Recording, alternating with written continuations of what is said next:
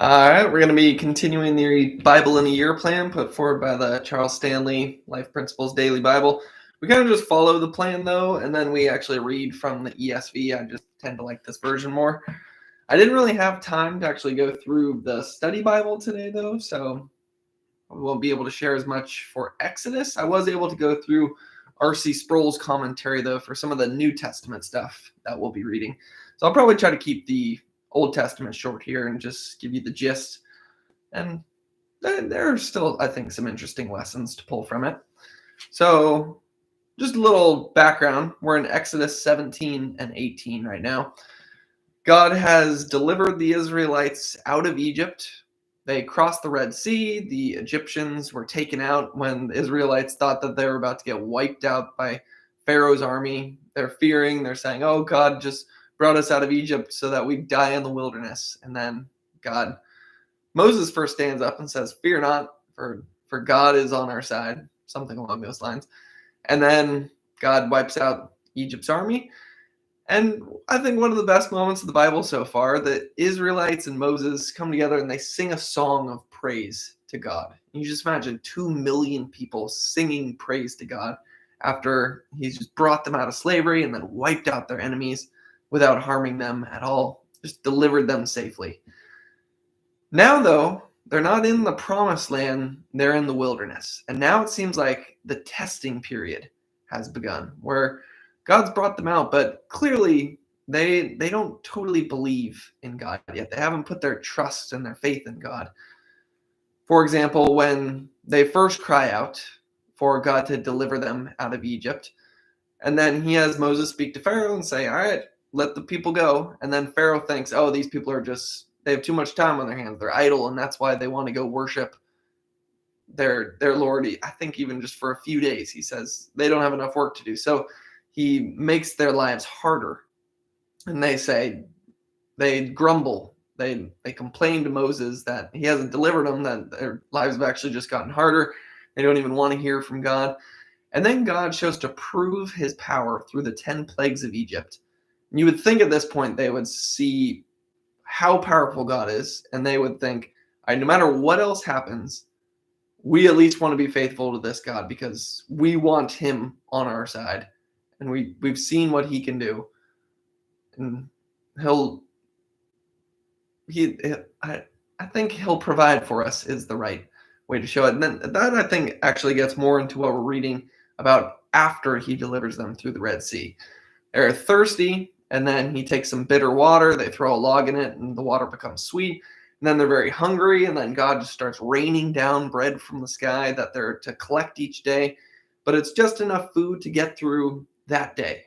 They're not supposed to have any leftovers except for Sunday, where they get twice as much bread so that they don't have to do any work on Sunday, or it doesn't actually say Sunday, but it says the Sabbath, where God's teaching them this pattern of work and rest.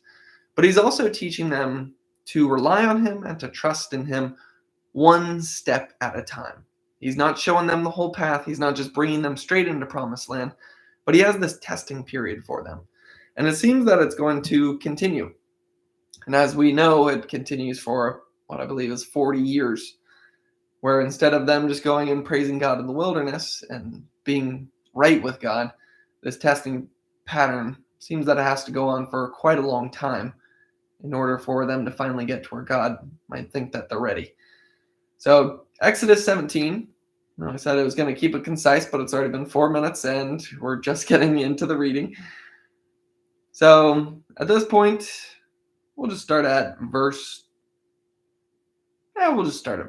17, verse 1. All the congregation of the people of Israel moved on from the wilderness of sin by stages, according to the commandment of the Lord, and camped at Rephidim. But there was no water for the people to drink. Therefore the people quarreled with Moses and said, give us water to drink. And Moses said to them, why do you quarrel with me? Why do you test the Lord? And we've seen this where they quarrel with Moses and Aaron, they grumble and they blame them. And in a way, they're blaming God, because Moses and Aaron are working on God's behalf. And when they're saying, you are not providing us with water, they're really saying, God's not providing us with water. And it's interesting that they say this after God has provided them with so much. He's delivered them out of slavery, and then he's already shown them that he'll provide water, and then he's giving them bread every single day. But then they get thirsty again, and they start to grumble. So why do you test the Lord? So it's the Lord testing them, but now they're the ones trying to test the Lord. Maybe they're not seeing their right place in this whole scenario, and maybe that's part of God's test for them. But the people thirsted there for water, and the people grumbled against Moses and said, "Why did you bring us up out of Egypt to kill us and our children and our livestock with thirst?" So this points back to when the Egyptians were coming down on them and they thought they were going to get wiped out by the Pharaoh's army, and they say, "Oh, you just brought us out of the wilderness to die." And what do you know? God delivered them out of that. So Moses cried to the Lord, "What shall I do with this people? They are almost ready to stone me." And the Lord said to Moses, "Pass on before the people, taking with you some of the elders of Israel, and take in your hand the staff with which you struck the Nile, and go. Behold, I will stand before you there on the rock at Horeb, and you shall strike the rock, and water shall come out of it, and the people will drink." And Moses did so in the sight of the elders of Israel, and he called the name of the place Massa and Meribah, because of the quarreling of the people of Israel, and because they tested the Lord by saying, "Is the Lord among us or not?" So quite a way to end that section right there, where what they're testing is the Lord among us or not? And that honestly might be the biggest fear. If the Christian is honest with themselves, that little grain of doubt that Satan or demons or whatever you want to call it, or the world or your own flesh can try to water that seed of doubt.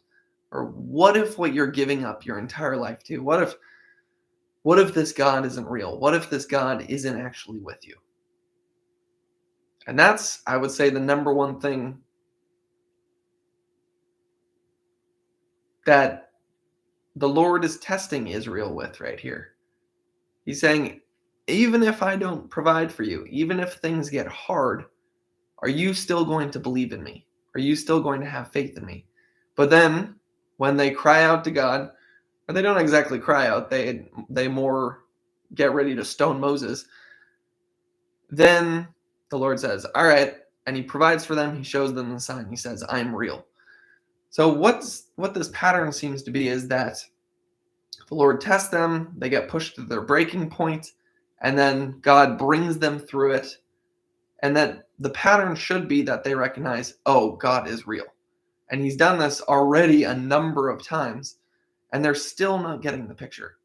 But perhaps every single time he tests them and then brings them through it and shows them he's real, perhaps it does get a bit more deeply ingrained in them that, okay, this God is real. We've seen Israel, a little bit of a pun there. We've seen what he can do, and we have no reason to doubt him. How much more does he need to show before we let go of all of that doubt and just firmly plant our feet on solid ground and say, no matter what happens, I believe in God. And I know that he is with me. And for that question, I think it also comes back to, what does your belief depend on? And this is where, take what I'm about to say with a grain of salt, because these are still some ideas that I'm working through myself. And I'm a pretty new Christian. But I'm actually not a big fan of engaging in the debates of trying to prove whether God is real or not. As I was watching some debate between an atheist and a bunch of Christians, and the atheist says something along the lines of, like, because of animal suffering, it makes it more likely that God is not real. And then he goes off on some argument, and then the Christians accept the terms of this argument. And somehow this is supposed to discredit the idea of God and make you question and doubt God, which is, I will say, the exact thing that Satan tries to do, is make you doubt God and his word. Putting that aside for the moment. what I think is wrong about that situation where this debate is going on, and the Christians are trying to provide some evidence and some arguments, but then the atheist is arguing, I think you just have to forget that entire framework that you're operating in and recognize that the reason you believe in God most likely does not depend on the degree to which animals suffer. That was no part of the decision making process that led you to faith in God. So that shouldn't be some rock that you need to stand on and defend in order to prove that God is real. I think, and this is where this is a somewhat new idea here, but I think actually having all of this scaffolding for your belief in God is unnecessary, unproductive, and actually more unstable than if you just have. I mean, it's obviously different for everybody's journey. Maybe some people rationally do come to faith in Jesus by doing lots of study and seeing all of the evidence. But all I know is my experience, where I did not believe in God for 28 years of my life, even though I went to Catholic school for 9 years, Catholic parents, didn't believe at all. And it's not that I was really antagonistic towards God, I just didn't really care. And then I tried to basically do it all on my own for a solid decade. And I realized that it's not possible. If you're trying, it might be possible if you're just trying to be happy and cozy and you're willing to be complacent with some of the things that you know aren't good about yourself. But if you're actually trying to live up to the highest standard to basically try to be perfect, you come to the realization that you can't. No matter how hard you try, no matter how many different teachers you follow, no matter how many different philosophies you adopt into your life, you can't do it. That weight is too heavy. You can't carry it.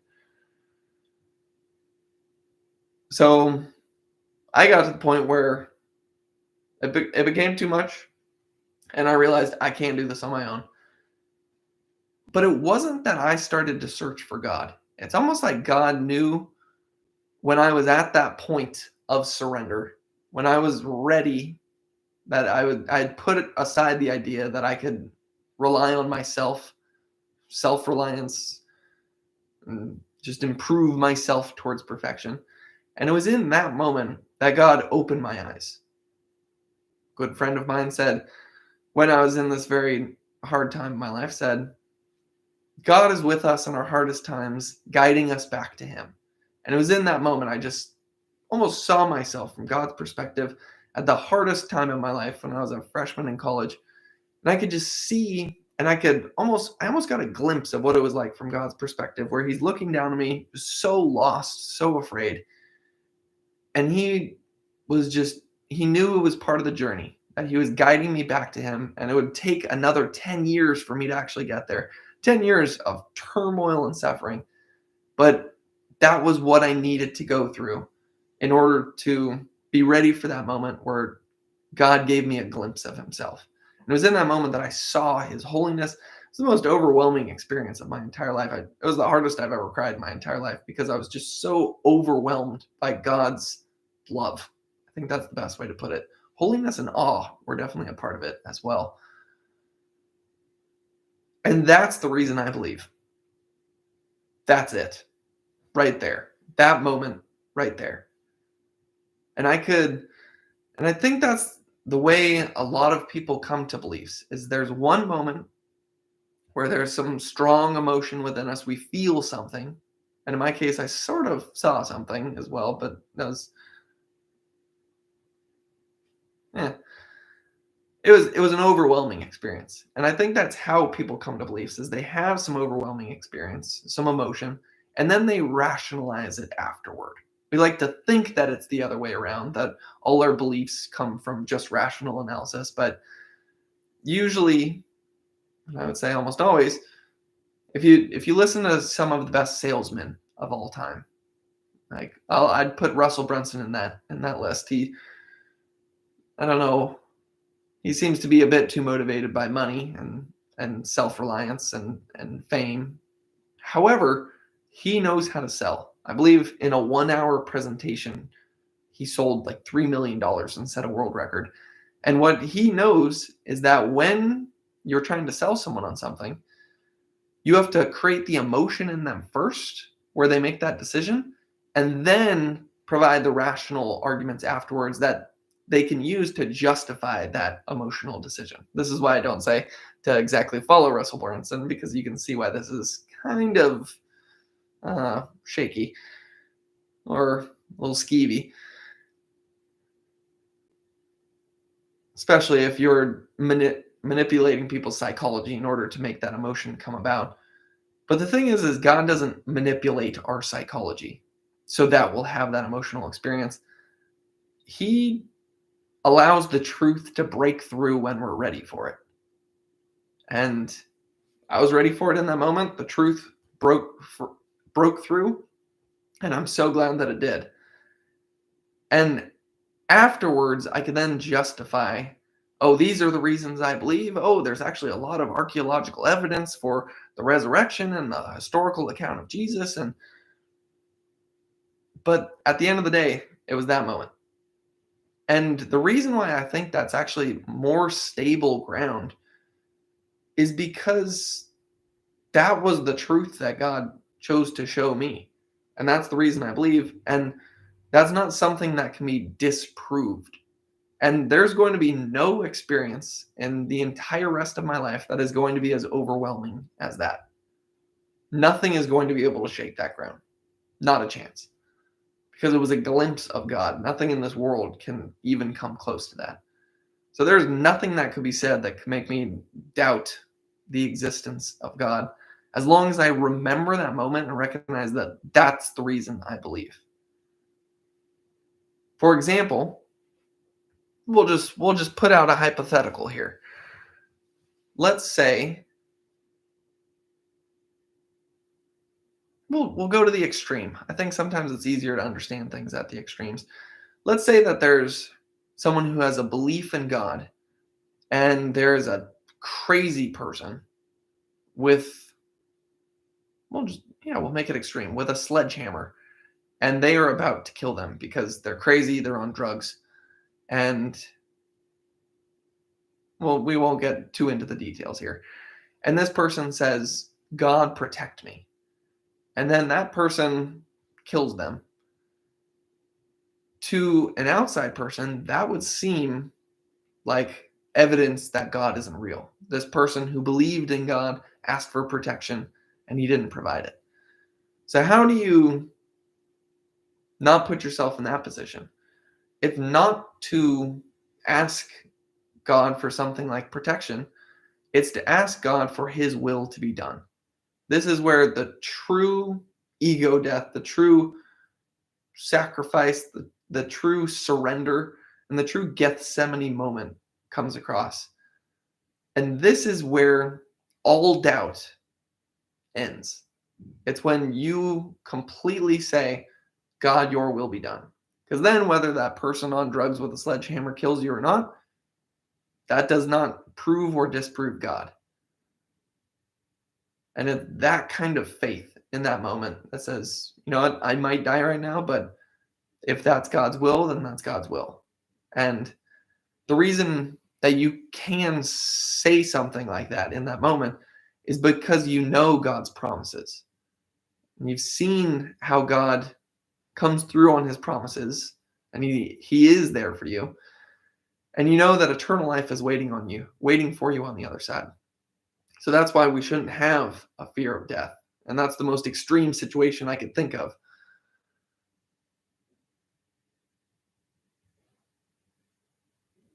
We'll make it more extreme. Let's say it's not just you being threatened now. Let's say it's your loved one being threatened. And the person says, I'm going to kill your loved one unless you denounce Jesus. So think about the situation that's ahead of you right here. If you denounce Jesus, then you look at the verse where Jesus says, those who deny me, I'll deny them. So you are giving up eternal life. And it's also not a guarantee that your loved one is going to be saved either, because they're going to die in this life as well. But whether they believe in Jesus or not is ultimately what's going to determine whether they have eternal life with God. So in that moment, when the person has the gun to your loved one's head and says, denounce Jesus or they're done, if you have any little bit of doubt in you, then your loved one's going to see that and they're going to plead for you to denounce Jesus. So in that moment, that's where you need to have complete conviction and say to your loved one, do you trust in Jesus as your Lord and Savior? And that's where they would see you. They would see your conviction in that moment. And they'd realize their hope isn't in trying to convince you to turn away from God. Their hope in that moment is Jesus. And ultimately, it's the best hope that they could have, because that's what's going to lead to eternal life. And that's the only way out of this situation without lying or without turning away from God. So it's the path of truth. So it is the only way out of that situation in the correct way. A pretty tricky, I'm purposely taking the most extreme thing I can think of, because doubt is, I think, the biggest fear. This idea here, is the Lord among us or not? And this is what we need to completely put aside. And the way we completely put it aside is by recognizing what it is we believe in, why we believe in it, and then surrendering our life to it completely and saying, I know God is real, so your will be done. And just kind of tying it all together. So what I was explaining is, you have that moment you believe, and then if you feel the need to rationalize it with all these other things, then if someone can disprove one of those other things, then it seems like the whole stack of cards could start to unravel. So why even build that scaffolding when that other thing wasn't the reason you believed in the first place? Just make it simple. Here's the reason I believe. No one can disprove it. And that's final. So gotta take this off, getting a little heated with all this intense talk right now. Those are just some ideas I've had recently, ideas I'm working on. It's a good thing that nobody watches these videos. This is part of the reason that I'm happy to keep this channel as quiet as possible, is so I can test ideas like this, because I know they don't sound good. But I find the best way to think is to speak. So then Israel defeats Amalek. And this one's actually pretty interesting as well. Moses says to Joshua, and Joshua is a big character later in the Bible, choose for us men and go and fight with Amalek. Tomorrow I will stand on the top of the hill with the staff of God in my hand. So Joshua did as Moses told him and fought with Amalek, while Moses, Aaron, and Hur went up to the top of the hill. Whenever Moses held up his hand, Israel prevailed, and whenever he lowered his hand, Amalek prevailed. But Moses' hands grew weary, so they took a stone and put it under him, and he sat on it while Aaron and Hur held up his hands, one on one side and the other on the other side. So his hands were steady until the going down of the sun, and Joshua overwhelmed Amalek and his people with the sword.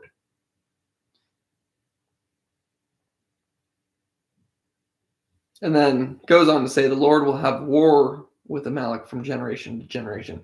Doesn't exactly say what Amalek, this nation, did that made them on the wrong side of God, but I believe that does end up being important later. I think the idea there is, I didn't really research this one too much, so I'm not going to create some theory about it. But it is interesting that Moses grows weary, so then he has to be held up by others. But I would love to research this when we get to this section next year to dive more into that story. And then we also have Jethro's advice, and maybe this one comes after that last story to provide some idea of what we're supposed to take out of it, because we'll just start in verse 13. The next day Moses, and we're in Exodus 18 at this point, verse 13. The next day Moses sat to judge the people, and the people stood around Moses from morning till evening. When Moses' father-in-law, Jethro, saw that he was doing for the people, he said, "What is this that you are doing for the people? Why do you sit alone and all the people stand around you from morning till evening?" And Moses said to his father-in-law, "Because the people come to see me to inquire of God. When they have a dispute, they come to me, and I decide between one person and another, and I make them know the statutes of God and his laws." Moses' father-in-law said to him, "What you are doing is not good. You and the people with you will certainly wear yourselves out, for the thing is too heavy for you. You are not able to do it alone. Now obey my voice, I will give you advice, and God be with you. You shall represent the people before God and bring your cases to God." Then he goes on to explain a structure of delegation where Moses isn't going to be doing it all himself. He'll have some people who are in charge of different sized groups, and then they'll try to settle the smaller disputes, and then the biggest disputes will come up to Moses. But I love this idea that Moses is trying to do what he thinks is right and speak on behalf of God to all the people. But Jethro is actually the one who's right, the wise father-in-law. And he says, "This is too heavy for you. This is too much for one person. You need to delegate this out." And I think that's also an important thing to remember as Christians, that we don't have to do it all. Maybe whatever you're being called to, recognize what it is that you're being called to and understand that there are other Christians being called towards other things. You don't need to solve every problem in the world. I think each one of us is called to solve specific problems that are especially attuned, might be the wrong word there, towards our gifts, abilities, and experiences. Like that's what our calling is. This one thing. And maybe it's a few things, and maybe it's smaller things that prepare you for some big thing in the future. But I believe it's wrong for us to try. I mean, who's to say what's wrong for us? It's maybe different for everybody, but in my experience, the more focus you can have, the the more energy that's in a river, the tighter that river is, the deeper a channel it's going to dig. If it's a wide river with the same amount of water, it's going to be flowing very gently, and that channel is going to be shallow. It's the same thing with where you direct your energy. If you pick maybe one thing in this world that you feel called to, and then ultimately it's all to serve God, and that's your ultimate calling, and how you serve Him is through this one. If you direct all your energy into that, that channel is going to dig deep, and you're gonna know that you did your best with what you were called to do. If you tried to do a little of everything, I mean, for a time that can be good because maybe you build up lots of different skills that you can then combine into one area that maybe nobody else on earth has that unique combination. That can have its value as well. But I think there does come a time when that focusing is important. And a big part of that is also sacrificing all the vices, the bad things that are actually going to make it, that will lead to your destruction and will make what you're trying to do much harder. But it's also understanding that good things can also distract from that one purpose. Because even if you're trying to water 3 different good plants, that means each plant has less water. And the more thinly you spread that water, the more plants that are in that garden, the less water each one of them is going to get. It reminds me of the forests up in the Sierra Nevada, where the conservationist says, "Oh, we can't cut down any of the trees," not realizing that it's actually a natural part of the California ecosystem for wildfires to come through, clear out trees, and it makes the whole ecosystem healthier. And the reason that's the case is because if you don't allow fires and you don't allow, in this case, timber companies to come through and cut down some of the trees because there's an excess because the fires weren't allowed, then you end up with 100 trees on a plot of land where there should be 20, sort of making up numbers here. But then you have 100 trees sharing the same amount of water that 20 trees should be sharing. So then 100 trees are going to be drier, more unhealthy, more susceptible to disease and insects. And then they're all dry, so a fire comes through and wipes out everything. Instead of maybe just wiping out a few of the smaller, older trees and then having the healthy ones still be there, because they had enough moisture to survive a fire, then everything's just destroyed. So there's definitely an idea of focusing your efforts. I mean, I just watched the movie Free Solo about Alex, what's his name? Something like Holland. Something. It's not Holland, but I think it's close to that. And he is singularly focused on being the first person, and maybe the only person, I haven't kept up with climbing culture, to free climb El Capitan in Yosemite. And a theme throughout the movie is that his girlfriend is a bit of a distraction. He hasn't had a fall for 7 years. He starts dating her and he falls twice in a month. Seems like he does some bad stuff to his back. He sprains his ankle.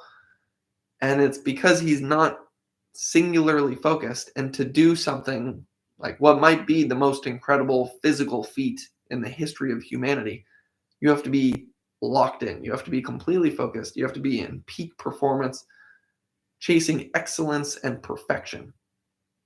And it is important to remember that we're never going to be perfect as humans. So our sense of fulfillment shouldn't come from our own perfection or how well we're performing. That's where we're trying to fill ourselves up. Where our fulfillment should come from is the fact that we know we have a relationship with God, that we love God, and we want to serve Him. And then that's where the call to excellence and perfection comes from, is we want to do as well as we possibly can for God. Knowing that we're not going to be perfect, but that doesn't mean that's not what we're being called to.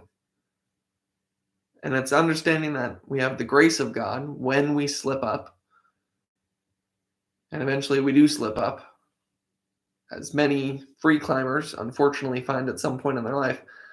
But the good thing for us is that when we slip, God doesn't condemn us to death.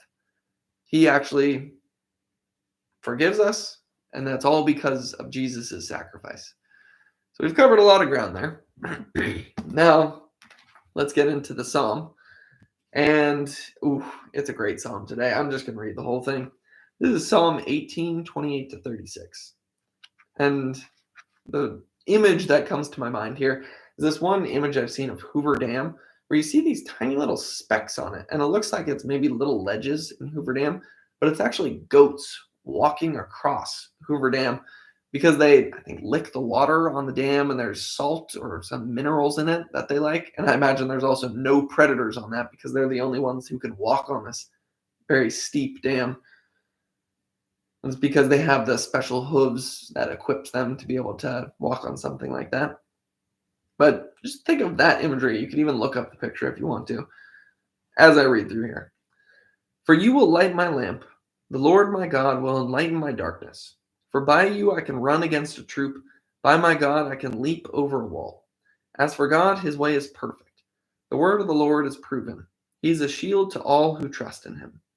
For who is God except the Lord? And who is a rock except our God? It is God who arms me with strength and makes my way perfect. He makes my feet like the feet of a deer and sets me on high places. He teaches me hands to make war. He teaches my hands to make war so that my arms can bend a bow of bronze. You have also given me the shield of your salvation. Your right hand has held me up. Your gentleness has made me great. You enlarged my path under me, so my feet did not slip. If that's not one of the best psalms you've ever heard, I don't know what is. The Lord enlightens your darkness. Well, then we could run against a troop, leap over a wall. His way is perfect. The word of the Lord is proven. He's a shield to those who trust in him. For who is God except the Lord? Who is the rock except our God? God's the one who arms us with strength. He makes my way perfect. And then here's where it connects with the imagery. He makes my feet like the feet of a deer and sets me on high places. So it's obviously deer and goats, kind of similar here. Sets me on high places. And in the ESV, I actually like the ESV a bit more here. It says you're secure in those high places. So you think about that goat on that super steep Hoover Dam. And It's God who has equipped them with those hooves so that they're safe there. But then the metaphor or the symbolism is that we might be in some situation that feels like it's as steep as Hoover Dam or Alex free climbing El Capitan. But it's God who makes us secure in that moment. You enlarged my path under me so my feet did not slip. So lots of climbing metaphors here, although it's not exactly climbing in this case. I also like that your gentleness has made me great because it's war imagery. There's shields, there's bows. It literally says, teach my hands to make war. But then it says, your gentleness has made me great. And it does seem like sometimes it seems like God's going hard on us, but he is gently guiding us on that path. And oftentimes what actually makes it hard is when we're digging in our heels, fighting that gentle path that he has for us. And we're the ones going off the path, actually making it harder on ourselves. However, God does call us to hard things, and we are supposed to be suffering joyfully. That's life right there. Great psalm, though. Proverbs 6:16-19. There are 6 things the Lord hates. All right, let's take notes. Yes, 7 are an abomination to him. Okay, actually 7. A proud look, a lying tongue, hands that shed innocent blood, a heart that devises wicked plans, feet that are swift in running to evil, a false witness who speaks lies, and one who sows discord among brethren. So that sows discord among brethren, it does seem like there's a lot of parts of the Bible that say how bad it is to be gossiping, just causing trouble, causing strife, having rivalries. We're supposed to be called to love one another. That's the second thing behind loving God with all their heart. Then there's also running to evil. That certainly makes sense there. That the Lord would hate that because literally just sees us destroying ourselves when he wants what's best for us and we're just running away from him. And it also speaks a lot about truth, a false witness who speaks lies, and then it also says a lying tongue. So it almost lists that twice, showing the importance of speaking the truth, because it says Jesus is the way, the truth, and the life. So when you are lying, it's the opposite of Jesus. And you can actually think about that. If Jesus is the truth and he says he's the truth, what does that make Satan? The deceiver. And that's literally what Satan is referred to as. And it's the main method that he uses to plant those seeds of doubt in our heart. He tries to deceive us. He tries to use fear. And he's cunning. So if we're not careful, we can get swept up in those deceptions. But that's where you want that solid rock that you're standing on, understanding that God is real, you believe in him, you trust in him, and there's nothing that can shake that foundation. Unfortunately, that's a lesson that is easier to say out loud than it actually is to embody. But one way to try to embody it more is to pray to God and say, strengthen me, help me to believe even more firmly than I already do. And also remembering in the Old Testament that sometimes God tests us. Seems like it's in those moments of testing that the Israelites start to doubt again, but then God proves himself again, and then the cycle repeats. So is that to say, okay, we should doubt God so that he'll prove himself? No. That's literally, I think, one of the ways Satan tempts Jesus in the wilderness. And then Jesus responds saying, we're not supposed to tempt the Lord our God. We're supposed to just believe in him. Matthew 22, 1-22.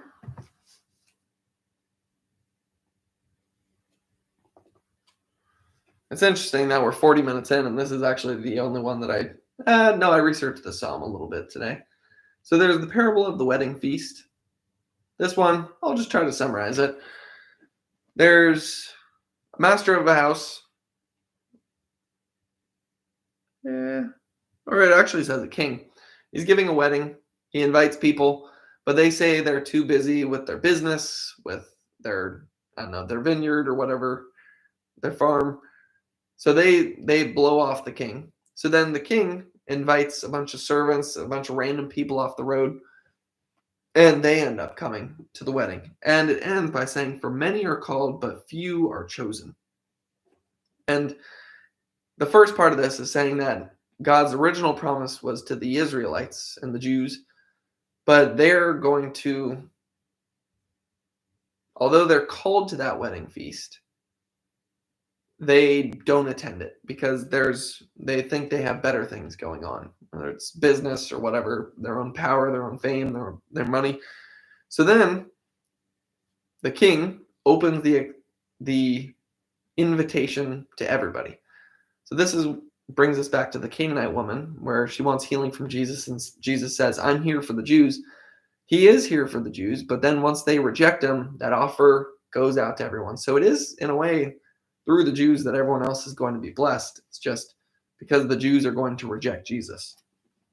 And he's also said a previous parable about they're going to kill the son who is the master of the vineyard, or the son of the master of the vineyard. And then that statement as well, "For many are called, but few are chosen."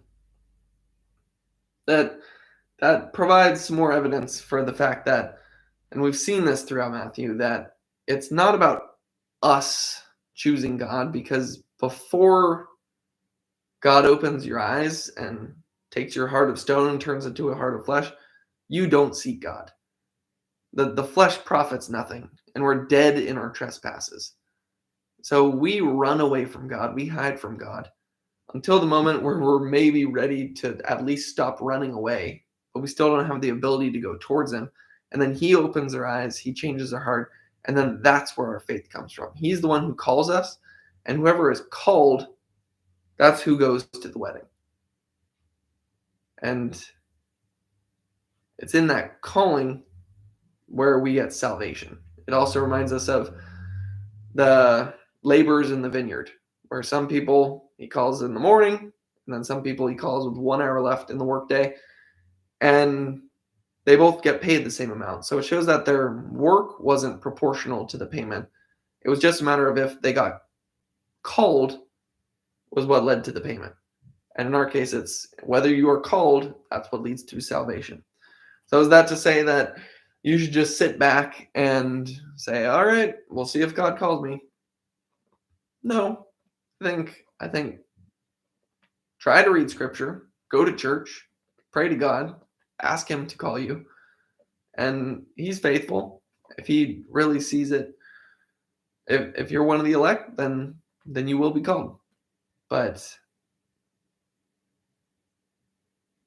it is God who calls us. And that's another one of the most controversial ideas in the entire Bible. And I'm still a new Christian, so just another piece of evidence there. "For many are called, but few are chosen." And then there's the paying taxes to Caesar.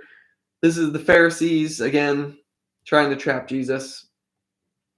And they go along with the Herodians, who they usually don't get along with, but it shows that they view Jesus as such a threat. And they come and they start flattering Jesus. They say, "Oh, teacher, you teach the way of God truthfully. You don't care about anyone's opinion. You're not swayed by appearances." And then they try to trap him. And they say, "Is it lawful to pay taxes to Caesar or not?" And the people at this time were overtaxed into oblivion by the people who conquered them. So they're thinking, okay, we could split apart some of Jesus's power based on how he answers this. He could either say, "We have to pay taxes to Caesar," and then a lot of the Jews aren't going to like him, and it's going to push back against that narrative that he's here to free us from the Jews, which isn't even the narrative that Jesus is trying to put forward. It's just because they're all confused and have their own assumptions that are incorrect. And Jesus has been trying to correct them over and over again, but they won't listen. Or he can say something that could get him in trouble with the Romans by saying, "Don't pay taxes," and they could come and get him. Pharisees' problem solved. Although they end up using different tactics later on. And then Jesus first off calls them hypocrites. He says, "Oh, you flatter me, and then you try to trap me." I think not. And then he says, "Whose likeness and inscription is this?" They said, "Caesar's." Then he said to them, "Therefore render to Caesar the things that are Caesar's, and to God the things that are God's." When they heard it, they marveled, and they left him and went away.